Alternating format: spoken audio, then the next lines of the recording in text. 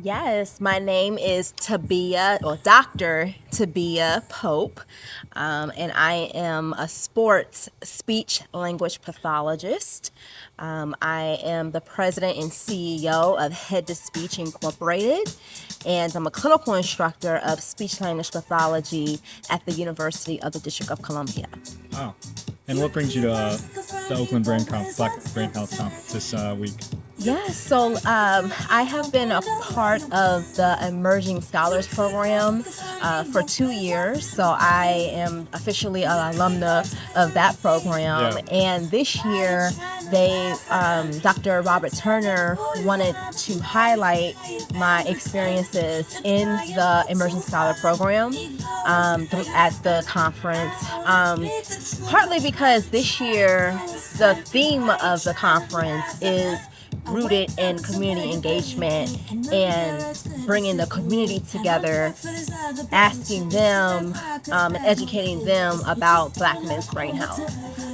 So the work that I do as the president and CEO of Head to Speech, being that it's a nonprofit organization dedicated to athlete brain health and the effects of cognitive communication skills, is I guess because my research is rooted in community participatory research, that's another reason why it made sense for me to come back and talk about my story. So I'll be talking about my story. Yeah. Excited to hear. Generally, obviously, this is probably a hard question to answer fully, but what, speaking of your nonprofit, what kind of got you into the athlete-specific work? Like, what did that passion stem from? Yeah, so at the conference, I will be talking about how my husband is a retired international professional basketball player. Wow. And he played overseas for 9 years. And so as I was starting my master's degree in speech pathology, we were dating and I was going back and forth. Where was he? He was all over Czech Republic, Spain, wow. So you've seen it all. Germany. Yeah. I was going back and forth. And so he had a concussion. Yeah. I had 2 concussions as I was growing up, being just a recreation, rollerblading in the house when you're not supposed to, right? Yeah. And the things that, kids do. And so concussions are things that happen to not only athletes, but just also kids that are active, like people that are active recreation wise. And so as I was completing my journey in speech pathology, I started to research sports concussions and how it was impacting my community. And when I mean my community is that I was seeing a lot of African American men that play football, primarily football. Yeah. I was starting to ask myself, what was my profession doing research-wise and just intervention-wise for sports concussions. Yeah. And so as I started to think about what I was going to research for my doctoral program, I wanted to make sure that I dedicated my next, 4 years of my life to researching an important topic that was going to impact my community. And so that's how I got into researching sports concussion management. Yeah. But it led to so much more because once I was in my program, my doctoral program, I thought I was going to go the assistant professor route. But I took a health communications course, and I started to develop an awareness campaign that talked about the role of a speech pathologist in sports concussion management, why we weren't really involved in the interprofessional team. We were kind of often left out of that conversation. And so the research just wasn't there in my profession at that particular time. And this was in 2015 before the concussion movie had came out. So you're familiar with the concussion movie? Yeah, it came up a lot in my conversation. That's why I only laugh. Yeah. So in 2015 is when the concussion movie came out, and which was like the first major mainstream kind of conversation. And leading up before that, I was advocating for us to be involved in this. Yeah. And when that movie came out, it kind of shifted, like, okay, now it's time to raise awareness, increase knowledge, and change the attitudes towards speech pathologists being involved in sports concussion management and athlete brain health. Yeah. So I was on the forefront of that, and so as I was developing the awareness campaign, that turned into the nonprofit organization. Oh, wow.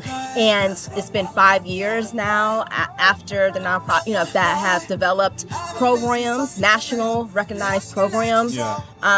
And now we are, with this being a part of the Black Men's Brain Health program, has given me, a micro grant, mentoring, and also community partnerships, right? So the mentoring and the really being able to come into a space that the community is there talking about these important topics. Yeah. It's like walking into my dissertation. It's all the people that I wanted to talk to, my tribe, like finding my tribe, and coming into this environment, being able to listen to what athletes and their caregivers and their family and their village want and need, and then being able to create the support and resources that they need, versus developing things that that are not going to use, that they don't need, but coming to the table with listening and that live experience to be able to develop what is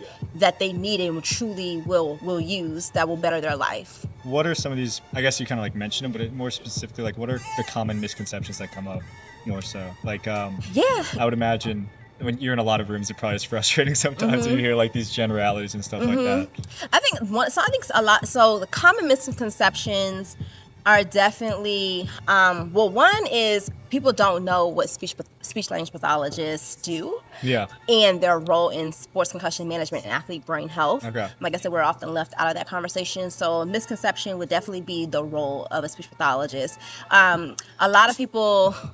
Well, let me ask you. So when you think of a speech pathologist, it's a tough question. When you think of a speech pathologist, what settings what do you think of speech pathologists and our role? I wouldn't have thought athletes, obviously. Okay. See, that's misconceptions. Yeah, right? obviously. Well, beforehand, I would say I would think of more in like a hospital center or like a recreation setting. Like, I would have thought if an athlete had troubles, they would go to like a facility. I don't know the correct verbiage, but like, I wouldn't have thought it would be like intertwined more so. Right. I guess is where I would have been probably surprised, but I would imagine it's more intertwined than I thought. Yeah. Yes, and so speech pathologists have traditionally, our role has been in the school system, right? When you think of like articulation, language disorders, and then we're either on the geriatric side, where with like you have traumatic brain injury, stroke patients, like we're on the swallowing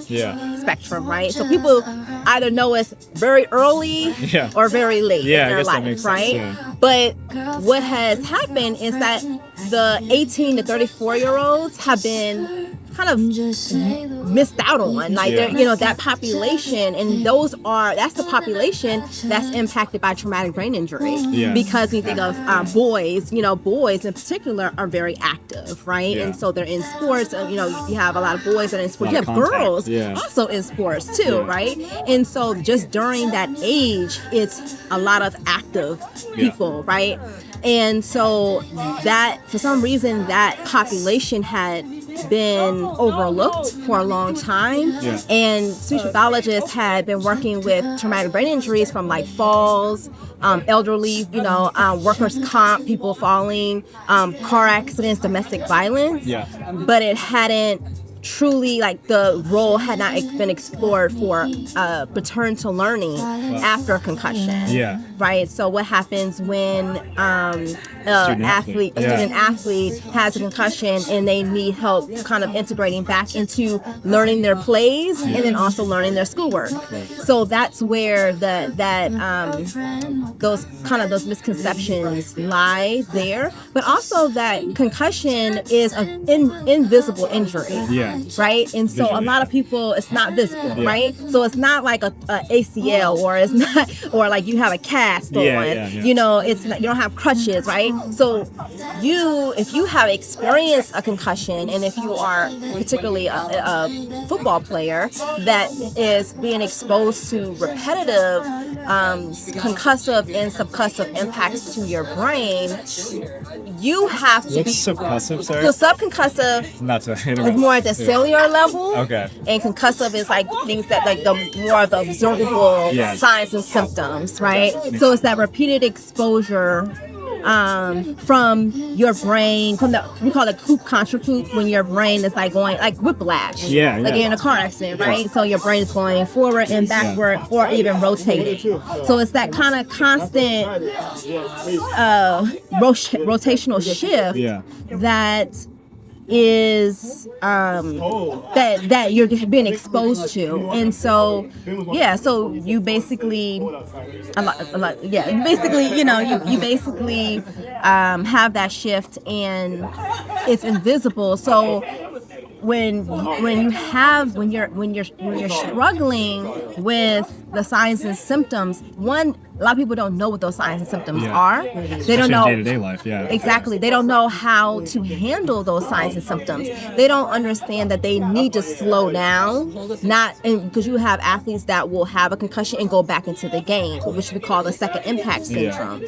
So you have athletes that need to be educated on the signs and symptoms. You have families that need to be educated on the signs and symptoms, because families are also traumatized because they don't know what to do. It's nothing like you've ever seen before. Exactly. They don't know what to do. And so if they're armed with education, then they know who to go to, what to do, what the signs and symptoms are. And they also, why it's important to educate them about speech pathologists, is that we need to be on the front line being proactive.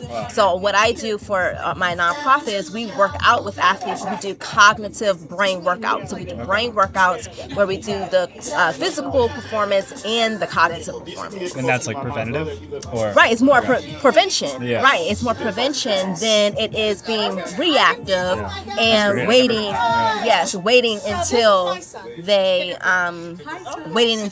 they have mental health disorders, where suicide, depression, harder to do from there. Right, they become isolated, right, because they haven't addressed the cognitive communication disorders or deficits that they have.